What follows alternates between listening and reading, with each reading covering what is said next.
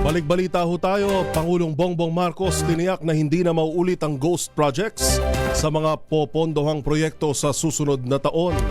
Detalye mula sa Malacanang ni RH14, Mislet Narciso. Mislet.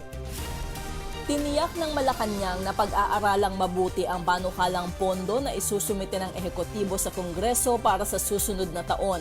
Pahayag ito ng palasyo matapos sabihin ni Pangulong Ferdinand Marcos Jr. na isasama na sa 2027 National Expenditure Program ang flood control projects.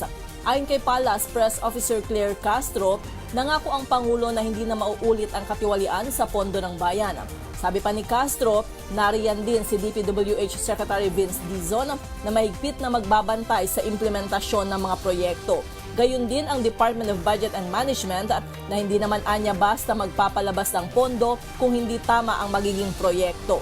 Una rito, sinabi ni Pangulong Marcos na bukod sa rehabilitasyon ng mga pasilidad na nasira ng mga kalamidad, patuloy ring popondohan ang pagtatayo ng mga kinakailangang infrastruktura, kabilang ang pagpapatupad ng mga pangmatagalang solusyon para mabawasan ang panganib ng pagbaha. Ito si Let Narciso para sa DZRH. Una sa Pilipinas, una sa Pilipino. Magandang umaga!